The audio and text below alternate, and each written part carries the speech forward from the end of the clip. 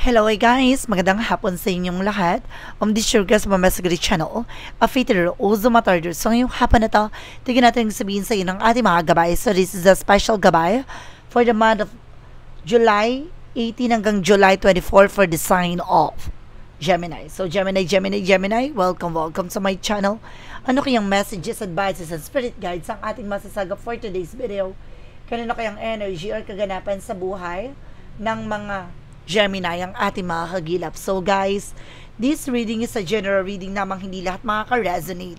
Kunin lamang po makaka-relate sa inyo.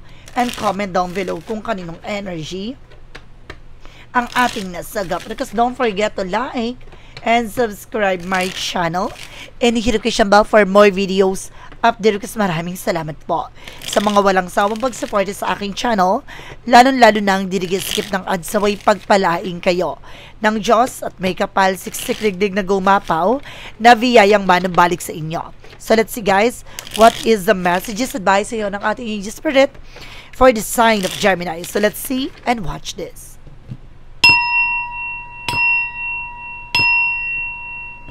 Angel spirit guide, please give me information po. Ano kayang gusto sabihin sa inyo ng ating mga baraha? So, there's a two pentacle with a balance. So, kailangan mo maging balance physically, mentally, emotionally. So, kailangan mo maging balance dito. Timbangin mo yung mga bagay na makakatulong lang sa'yo. And there's something, the Queen of Swords, clear the boundaries. Na maaaring may mga bagay na kailangan linisin mo, alisin mo, yung magsisilbing bagahe o mga negatibo sa paligid mo. Kailangan matuto kang alam mo dapat sa sarili mo yung grounds mo.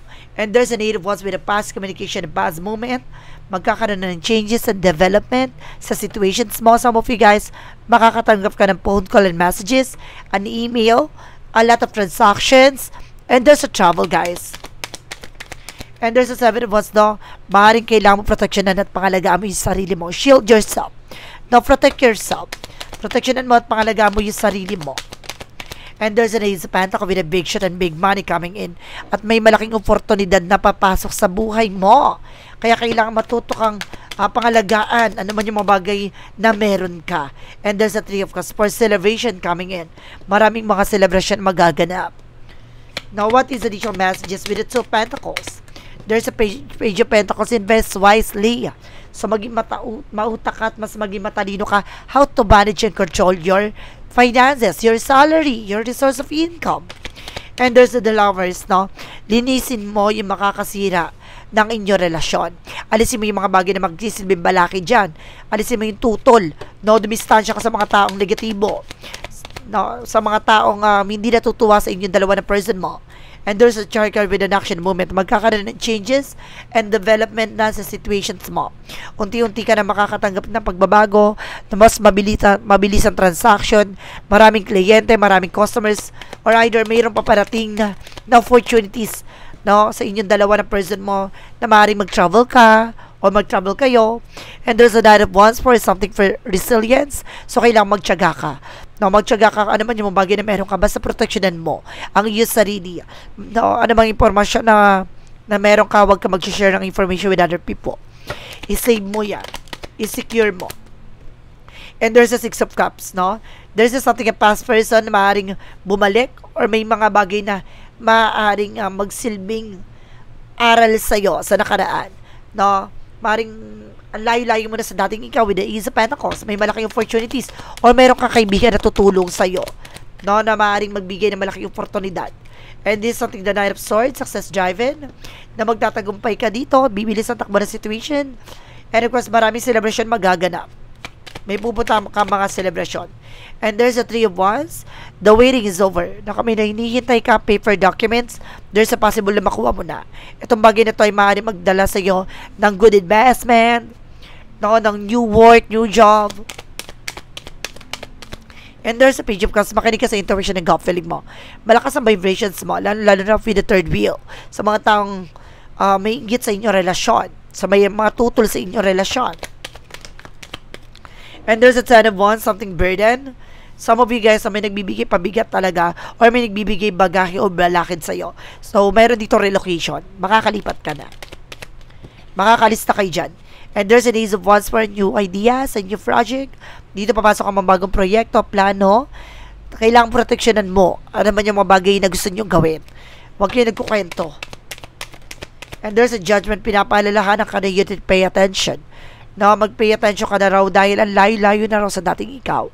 Tutukan mo kung saan ka mag-grow, saan ka lalago. And there's a 10 pentacles with a long-term and financial security.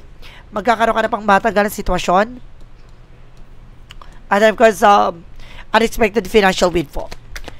Pagdating sa outcome, guys, so there's a 2 of cups with a partnership. Some of you may inihintay ka talaga. It's either pag-ibig o relasyon or documento, papers related about some investment. Partnership. And there's a strength of it, confident. Lakas mo ang loob mo. Na kailangan mo maging matapang dito. Lakas mo ang pakiramdam mo. And there's an 8 of wands. Magkakaroon ng communications dito. Marami kang pupuntahan or maring makakalipat ka ng trabaho. Basta mag-focus ka lang and being dedicated sa ginagawa mo. I feel makakalipat ka na ng trabaho or makakalis ka na ng trabaho. There's something that high for a lesson learned. Basta matuto ka, no? Basta matuto ka na sa mga pinagdaanan mo. Magtiyaga ka lang sa ginagawa mo. See, I told you, meron talaga kakompetensya. It's either an ex or family related talaga. No, kaya kailangan huwag ka masyadong titiwala. There's a pay attention eh. Paalala na mag-ingat ka. No, there's a star card, healing and recovery. Unti-unti nang ihilom. No, gagaling ang iyong mga karamdaman. No, unti-unti nang ihilom ang iyong karanasan, pinagdaanan. And there's a power of the Rick with the 6 of Swords with the transition. Unti-unti ka na rin doon makakalis sa hindi maganda sitwasyon. Makakabangon ka na. No, makakalis ka na sa kalugmukan. Basta matuto kang proteksyonan ang iyong sarili laban sa mga tao sa paligid mo. Kaya, clear the boundaries eh. Ibig sabihin, may tutol. Ibig sabihin, kung sino tutol ito, it's either toxic friend or toxic families na person mo or person niya. And of course, there's something, a friend of yours, an environment. So guys, let's see what is additional messages for finances and career, love life at kalusugan. Let's watch this. Okay, nandito tayo for finances and career. Shuffle muna tayo ng very light.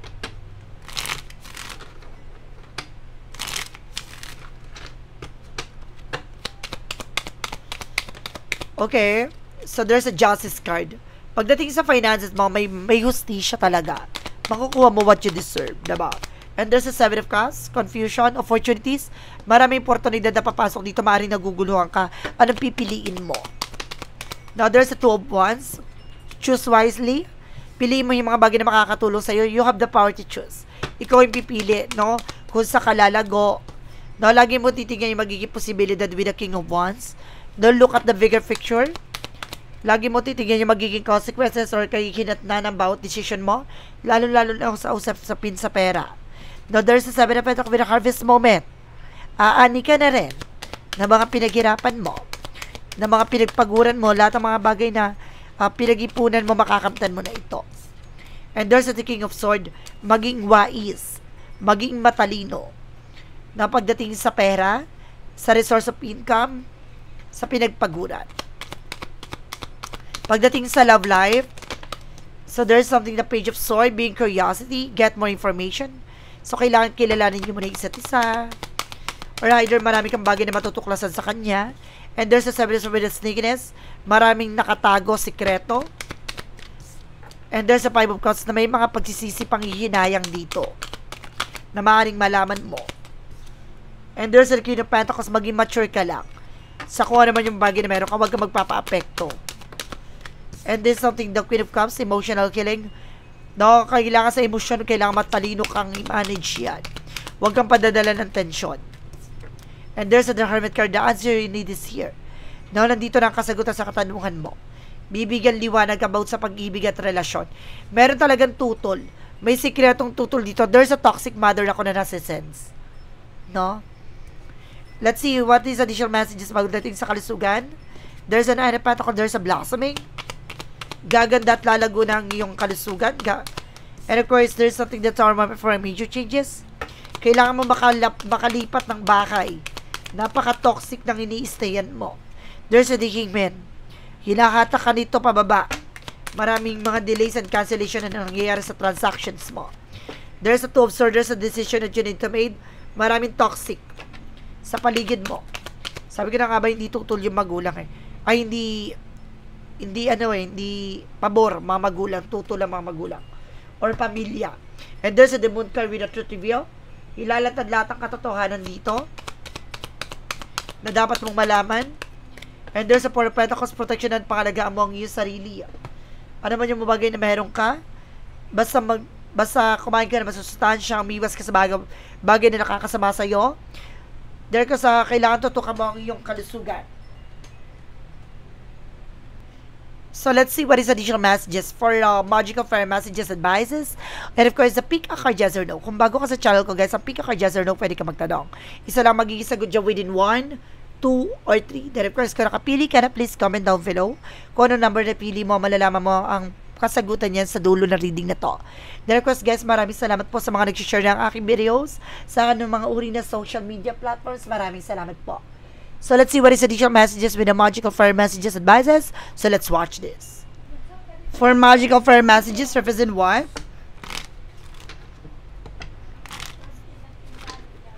For Magical Fire Messages, a winter. So, ngayong winter season, maaaring masasagot na lahat ng katanungan mo. The answer you need is here. And of course, there's a holidays gateway, no, para ma-recharge, ma-retreat yung isip mo at utak mo. And there's a summer season. Oh my God, there's a summer winter. No, so there's a seasonal. Talagang binabahagi na masasagot talaga ang katanungan kapag tahimik at magkakaroon ka ng time sa sarili mo. So let's see what is the yin and yang oracle card. So there's a guilt and sabotage. Sabi ko na nga ba, may galit na may sumasabotage sa inyo eh. Toxicities. Sabi ko na nga ba, it's a toxic family talaga na sumasabotahe sa inyong relasyon. There's a purpose. Alam mo dapat yung purpose mo. Kailangan mo talaga dyan makawala dyan. No? Dyan sa lugar nyo. Na sinistayan mo sa tinutuluyan nyo. What is the synchronicities represent what? There is something joy. Magiging maligaya ka rin at the end of the time. And of course, there's something in the world. Babaguhin din ang mundo mo. There's something success. And there's an Empress card for rebirth, retreat and disconnect from the world. Alagaan at mahalin mo ang iyong sarili. Some of you baka magbuntis ka pa. What is the romance here for Mystic Love Oracle deck? And there's a change with the transition. Unti-unti talaga magbabago ang situations mo pagdating sa relasyon. See, I told you there's a snake. Shape-shifter mimicking. Meron talaga nagbabalat kayo. And there's a healing releasing. Unti-unting hihilom din yan. Makakawala ka rin dyan sa situations na yan. What is additional messages with an Eagle Spirit? Pagdating naman tayo sa Eagle's number. And there's an 1880 with a Wheel of Power. Wow, significant event are on the cards for you. You will progress in your endeavors and gain new experiences. And the right people and resources will be put on your path. An excellent proposal or changes coming up. You're destined for greatest. Diba? Kung ito na yung simula ng pagbabago, makakamtan mo na lahat ng bagay na ninanais mo. Magtatagumpay ka na, babaguhin na ang sitwasyon at mundong ginagalawan mo. Changes coming! So let's see what is the additional messages. What is the Money Move Oracle deck? And there's a success. I told you, diba? Magtatagumpay ka pag nakalaya ka from toxic environment. And there's a resources. At marami pang resource of income na papasok sa buhay mo. What is your shadow work represent what? Sabi ko na nga ba, may paglago talaga eh. Let's see what is shadow work represent what? Mental contest. Control, power, and repress. Strength isn't for winning, struggles define strength. So, makikita mo ang kahulugan ng pagiging matapang, pagiging malakas dahil nakalagpas ka sa mga pagsubok na pinagdaanan mo. Yan ang totoong tagumpay. So, let's see what is additional messages with the clarifying for your love situation. For clarifying for your love situation. Let's see. Okay. So, there's a turbulence. Heal unresolved conflict with kindness and not anger. No, hindi mo kailangan maging kumbaga, hindi mo kailangan magalit, no, para masolusyonan matapos lahat ng mga pinagdadaanan mo.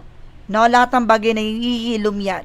No, sa pagiging kalmado at pagiging mabuti mo at matuto ka dapat natanggapin ano man yung bagay na nangyari sa inyong relasyon. No, kailangan din something transparency and flexible ka dapat. No, balance dapat. There's a clarifying for your life situation. Dapat titignan niyo yung lighter sub situation. No, kung paano niyo palalaguin ang inyong relasyon. Clarifying for your life situation. And there's a unity blooms. Foster harmony and connections within your community, nurturing bonds that bring us together. Dadaling ka dito, no? At pagyayabong at palalaguin ang iyong buhay, no? Kailangan mo maghanap kung saan ka lalago, no? Yung environment mo, no? Kung saan ang lugar mo, dapat alam mo na itong bagay na to is very helpful. Itong lugar na to ay maaaring punong-puno ng pagmamahal at pagkakaisa, hindi yung lugar kung saan sinasabotahin ka, tinatraidor ka, at hinahanapan ka ng butas para siraan ka, ganon. Humanap ka ng lugar kung saan ka komportable. Doon ka lalago. What lies beneath your future? Huwag mo ipagsiksikan yung sarili mo sa isang lugar ng puno ng toxic. What lies beneath your future? There's a fake friends. No, hindi lang fake friends, fake families. Kaya kailangan alam mo, dapat sa sarili mo yung mga taong makakasalamuha at pagkakatiwalaan mo. There's a red lipstick stains. No, hindi lahat na nakangiti ay maaaring natutuwa sa'yo. Some of them, guys, with the red lipsticks, na nagsusot ng red lipstick ay maaaring sila mismong mga talagang may galit, no? At inggit. What is the part of the light? Ang red lipstick kasi kaya nilang i-fake yung smile, diba? What is the part of the light? Represent with the soul purpose. I trust the unique purpose my soul is here to fulfill. Every experiences, every challenges has been part of my journey. To uncover this purpose, I embrace my path with confidence, knowing that each step brings me closer to fulfilling the divine calling that resides with my heart. So, kung ano ba talaga yung nagpapasaya sa'yo, dun yung bagay na kailangan mong dali na sarili mo sa sitwasyon na yon. No, ano man yung bagay na pinagdadaanan mo, ano man yung bagay na naranasan mo, hanapin mo kung saan ka magiging masaya, kung saan ka mas magiging maluwag. Diba? Kumbaga, wag mong hanapin kung saan ka masikip sa sitwasyon na yan. No, dahil may ipit, masasaktan ka lang. Diba? Hanapin mo kung saan yung maluwag ang kalooban mo, masaya ka, at confident ka sa ginagawa mo. Malalaman mo talaga kung ano yung purpose mo sa buhay. So guys, let's see what is the pick a card, yes or no. So let's watch this. Okay, with the pick a card, yes or no, guys. So let's start with the number 1.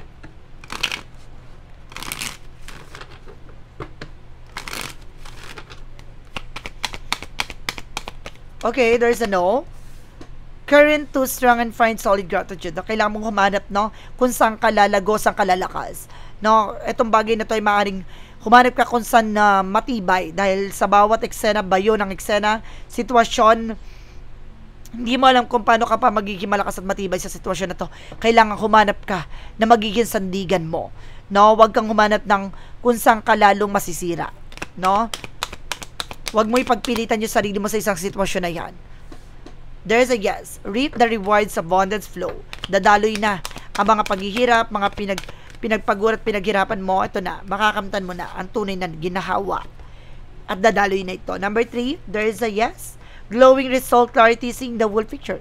Na makikita mo na ang buong detalye at buong mukha ng eksena na to. At lalago at magiging magandang resulta nito. At makikita mo mong klarado, no, ang magiging ibubunga nito. So guys, this is a special gabay for the month of July 18 hanggang July 24 for the sign of Gemini. So Gemini, maraming salamat po for this wonderful reading. So once again, this reading is a general reading lamang. Hindi lahat makaka-resonate. Kunin lamang po makaka-relate sa inyo. And comment down below kung kaninong energy ang ating nasagap. Because don't forget to like and subscribe my channel and hit the notification bell for more videos updates. Maraming salamat po sa mga walang sawang pag-support sa aking channel. Lalo-lalo nang dinigiskip ng adsaway pagpalain kayo ng Diyos at may kapalsiksik liglig na gumapaw na biyayang manambalik sa inyo. Maraming salamat po guys and see you in the next video. Bye-bye and babush.